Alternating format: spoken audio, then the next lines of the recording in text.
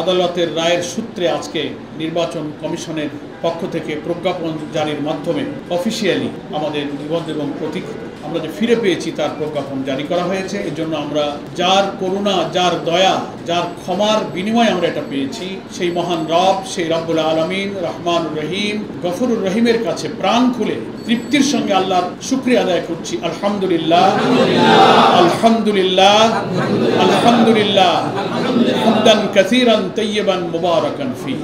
কিভাবে বাংলাদেশ জামাত ইসলামীর মতো একটি গণতান্ত্রিক বৈধ রাজনৈতিক নিবন্ধিত দলের উপরে জুলুম চলেছিল, আমাদের অধিকারগুলো কিভাবে কেড়ে নেওয়া হয়েছিল, সে সব ইতিহাস আপনাদের জানা আছে। আজকে আমাদের এই আল্লাহর প্রতি কৃতজ্ঞতার মুহূর্তে আমরা সেসব বিষয় অতীতকে টানতে চাই না। ওয়ালটন আবারও মিলিয়নিয়ার অফারে ওয়ালটন ফ্রিজ কিনে আপনিও হয়ে যেতে পারেন মিলিয়নিয়ার। 2018 সালের 28 অক্টোবর আদালতের মাধ্যমে আমাদের এই অধিকারকে কেড়ে নেওয়া হয়েছিল। 2009 সালের একটি রিট পিটিশনের সূত্র ধরে এই 18 সালে আদালতের আদেশ দিয়ে আমাদের এই নিবন্ধন তারা বাতিল করেছিল। নির্বাচন কমিশন সেটা প্রজ্ঞাপন জারি করে বাতিল করে দিল হাইকোর্টের আদেশের সূত্রে। আমরা দীর্ঘ আইনি লড়াই করেছি আদালতে।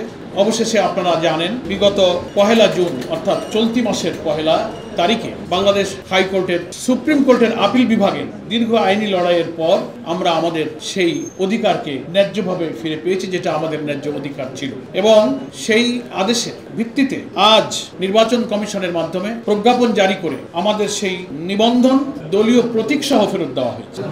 সেই মর্মে সরকারি প্রজ্ঞাপন আজ বিকালে জারি করা হয়েছে। গণমাধ্যমে সেই নিবন্ধন এবং প্রতীক বহাল করার যে প্রজ্ঞাপন সেটা ইতিমধ্যেই প্রচারিত হয়েছে। এই দীর্ঘ আইনি লড়াই আমাদের অধিকার কেড়ে নেওয়ার বিরুদ্ধে গণতান্ত্রিক এবং আইনি এবং সাংবিধানিক অধিকার ফিরে পাওয়ার জন্য এই আইনি লড়াই আমাদের দেশের বরেণ্য আইনজীবীরা সহযোগিতা করেছেন। গণমাধ্যমের কর্মীরা আপনারা যারা আছেন, এই সকলের সহযোগিতা আমরা পেয়েছি। সেজন্য আমরা এই আইনি লড়াইয়ে যে সমস্ত আইনজীবীরা আমাদেরকে সহযোগিতা করেছেন, গণমাধ্যম কর্মী, সাংবাদিক বন্ধুগণ যারা বিভিন্নভাবে সত্য সংবাদ পরিবেশন করে ন্যায় এবং ইনসাফের পক্ষে আপনারা যারা আপনাদের সংবাদ তথ্য পরিবেশন করে জাতির সামনে নিজের বিবেককে কাজে লাগিয়ে সাংবাদিকতা পেশার মহত্বকে আপনারা তুলে ধরেছেন, বহাল রেখেছেন, তাদের সকলকে আজকের এই শুকরিয়া এবং আনন্দের মুহূর্তে আপনাদেরকে কৃতজ্ঞতা জানাচ্ছি।